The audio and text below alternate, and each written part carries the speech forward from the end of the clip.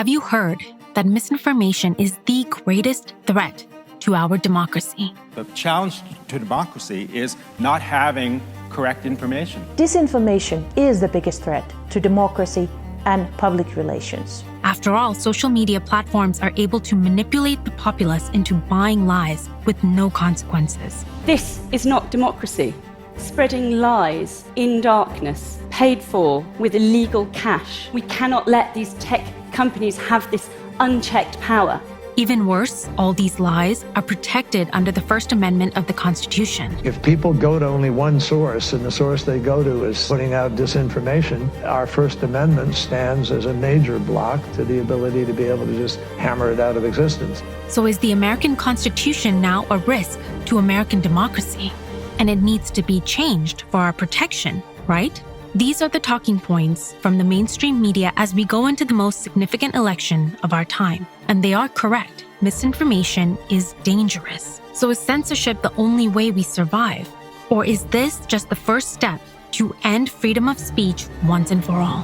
When the Founding Fathers first penned the Constitution 237 years ago, they could have hardly imagined the strange times we find ourselves in now. What would they have said about the access to vast knowledge, the lightning-fast speed of the spread of information, the proliferation of social media, and the ability of a single person to reach billions of people with just a few clicks? Even in the 1920s, people feared the radio and the power that a select few would now wield over the airwaves and could influence millions of Americans. This very fear led to the introduction of the Radio Act of 1927, requiring broadcasters to operate in the public interest, convenience, or necessity, essentially placing an obligation on broadcasters to provide content that benefited society rather than purely focusing on profit. This is a similar argument that Democrats are invoking today when it comes to social media, pushing for censorship of hate speech, since it can lead to radicalizing people and turning them into agents of violence. I think we need to push back on this. There's no guarantee to free speech on misinformation or hate speech, and especially around our democracy. The problem is that while responsible programming and messaging was easier to accomplish when it came to radio and newspapers and later television, it is nearly impossible with social media. With the older mediums, there were limited channels, limited stories to review, whereas social media is dealing with millions of pieces of content being posted every single day. And who exactly gets to define what counts as hate speech? If it simply comes down to whether a post offends someone, then a group of people have to constantly kowtow to the most sensitive person within earshot. When you take that rule online, turns out people are able to be infinitely offended, and they're always within earshot. It's this exact obsession with preventing offense that has killed comedy. That's the thing about offense, isn't it? When people say they're offended, it's not just because you're offended, it doesn't mean you're right. Ending misinformation is another banner that the Democrats are asking people to unite under.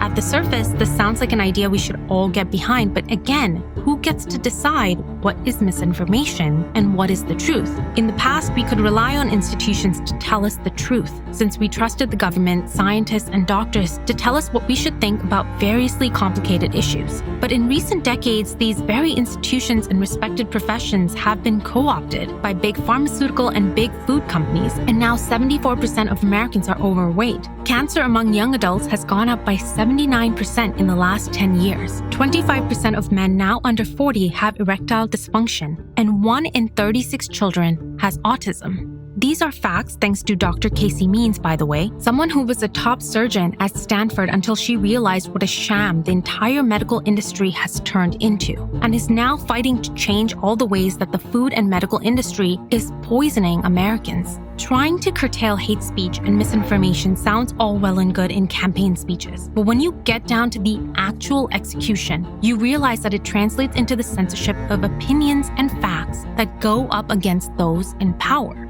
Have questions about the fairness of an election? Well, I'm sorry, we cannot allow that since it falls under misinformation according to our findings. Do you believe that there are only 2 genders? Well, that might align with biological fact, but we in power don't agree with that. So we're afraid that it falls under the category of hate speech. Have questions about the safety of a certain inoculation? We're sorry to tell you that any investigation into the safety of products provided by big pharmaceutical companies risks the spread of misinformation. So we must silence you. Do you have concerns about why a once previously self-proclaimed half-Black, half-Indian woman is now leaning into her status as only a Black woman because it's particularly advantageous to her career? Hello to all my divine nine brothers and sisters.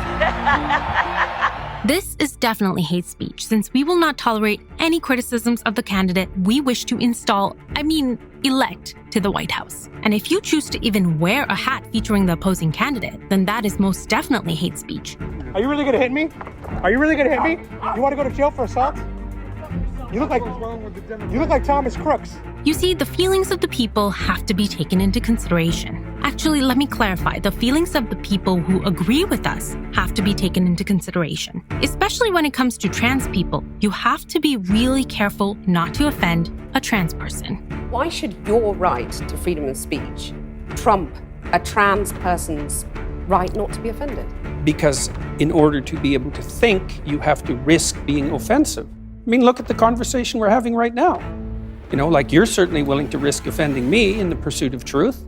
Why should you have the right to do that? It's been rather uncomfortable. Kathy Newman might have been stumped by this, but the Democrats understand exactly why they're arguing against freedom of speech under the guise of responsibility, ending hate, and fighting misinformation. They want to limit freedom of thought.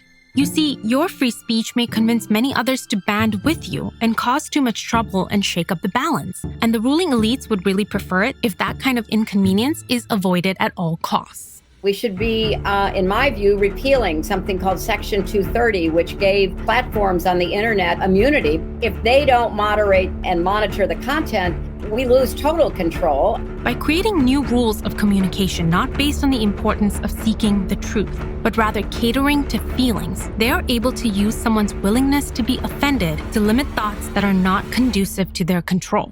The misinformation argument is the most powerful one that they have in their arsenal because they are correct. Misinformation is in fact harmful. If a significant chunk of the population can be convinced of a mistruth, the damage can be catastrophic. It can lead to splintering, intense polarization, riots, and worse yet, a civil war. It's this fear and perhaps some additional threats or incentives that led Facebook and Twitter to cooperate with the Democrats in their insistence of moderating content on their platforms. But it's interesting how the push for preventing misinformation allowed the Democrats to suppress the truth about Hunter Biden's laptop being revealed before the 2020 election, something that would have massively hurt Biden's chances of election.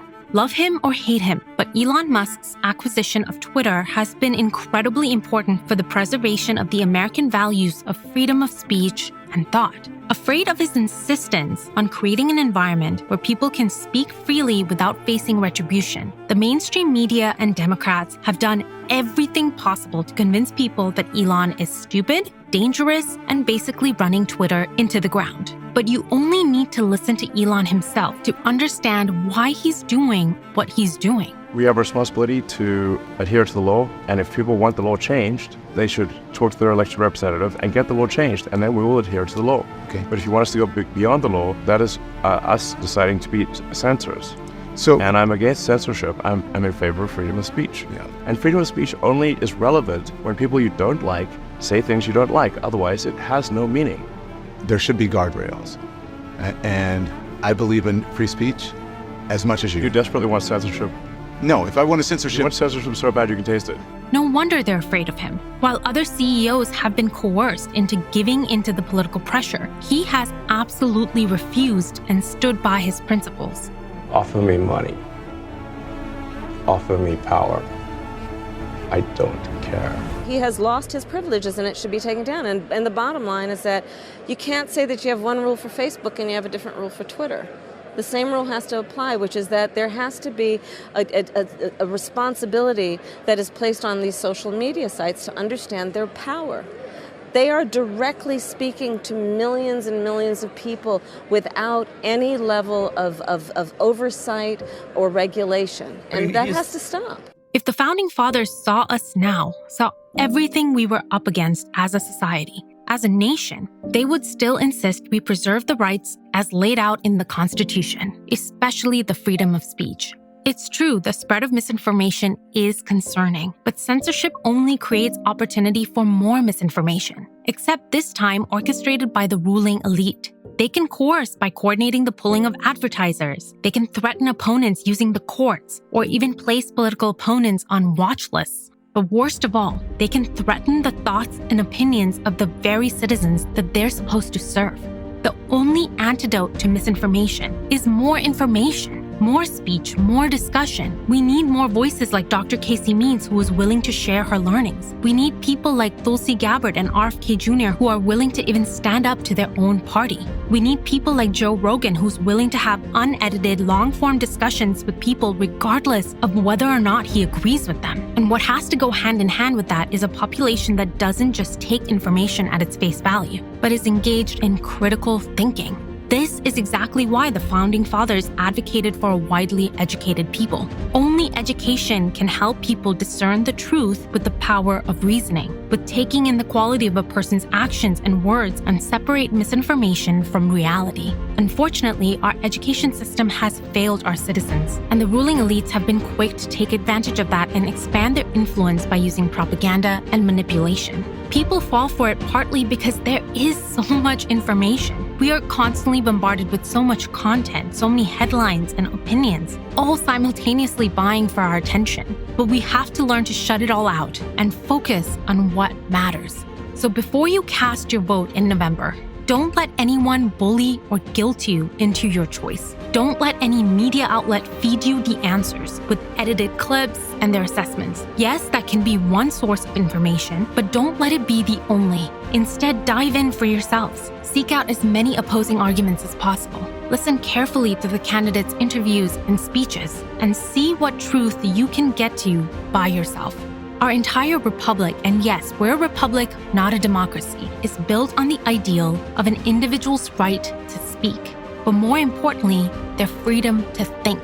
And let's not let the people obsessed with keeping themselves in power snatch that away from us. Also, thank God for the Founding Fathers and all their wisdom and foresight for giving us the great gift that is our Constitution. Let's make sure we hang on to it. Thank you so much for listening, and I'll see you next time.